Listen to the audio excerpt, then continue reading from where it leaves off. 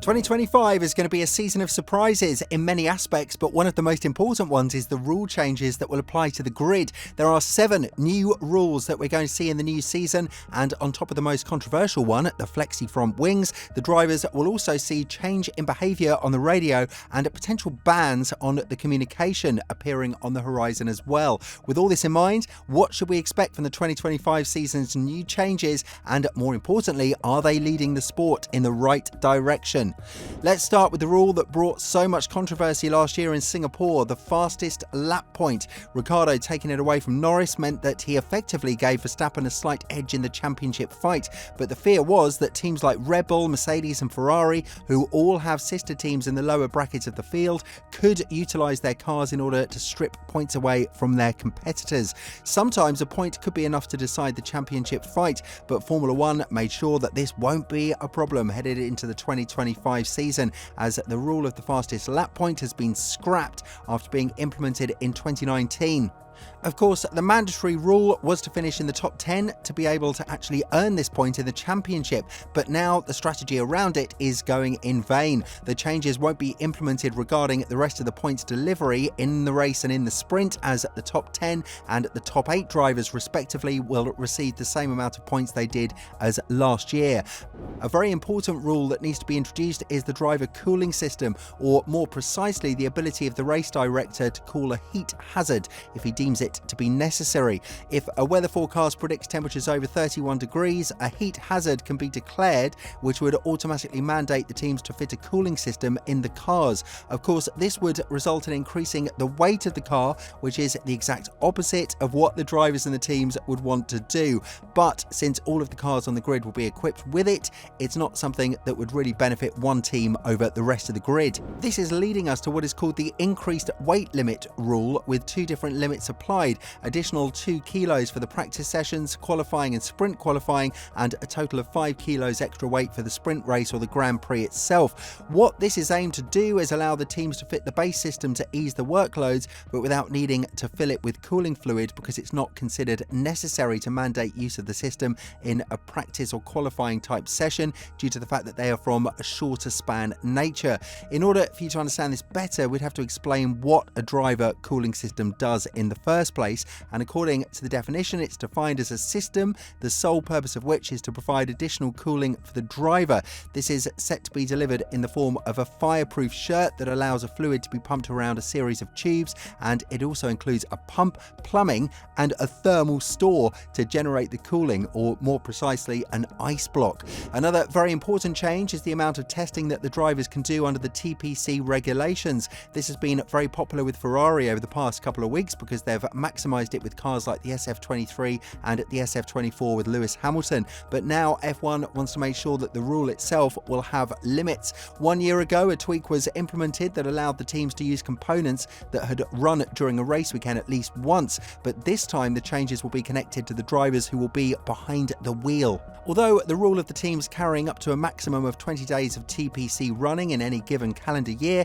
the race drivers would be allowed to take part in 4 days, during which they're not allowed to exceed 1,000 kilometres of running in total. We've seen this being part of Hamilton's integration with Ferrari, as the 7-time world champion was supposed to complete the majority of them in a 3-day private test in Barcelona, in which he crashed the car on the 2nd day of testing. Speaking of running cars, Formula One made sure to enable the rookies to get more running time, and the obvious reason for this is having more and more young drivers knocking on the door to enter the most elite racing championship category in the world. The mandatory FP1 running for rookie drivers has been expanded for 2025, which means that they would spend double the amount of time on the track than what they did until now. The rule applies to drivers who've participated in no more than 2 F1 races in their careers, and with teams having had to run a rookie at least once in each of their cars from 2022 onwards, that means they would have to change it to at least twice per year.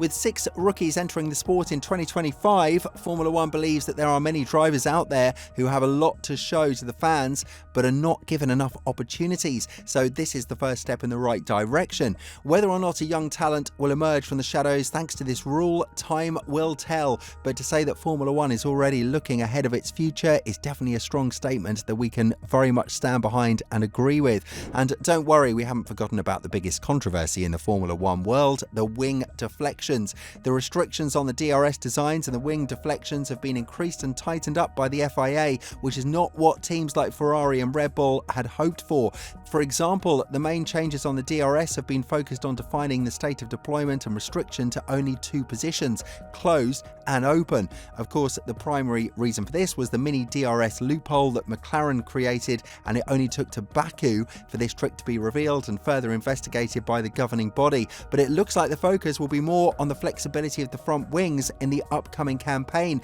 The FIA have promised teams like Ferrari and Red Bull that they're going to work on a solution regarding the increased flexibility of the front wings, and now they're planning to keep the status quo on the TD0A responsible for this area of the car's performance and turn their back to its initial plan to continue with what was already allowed in 2025. This created a lot of controversy in the sport because these teams have spent a huge chunk of the 2026 budget in order to fix the issue in the direction that was promised by the FIA, and now they've found out that the development of the events is going to go in the exact opposite direction of what they believed. Teams like McLaren and Mercedes shouldn't be too worried about this because they have already exploited way too much performance out of this area of the car, and the fact that McLaren supported the regulation stance not being changed by the FIA goes to show that they're finding performance from different areas of the car, not just the front wing as suspected by many. When talking about it, the FIA's single-seater chief, Nicholas Tombazis, has gone on to say, obviously there was a lot of hoo-ha about this during the summer and early autumn.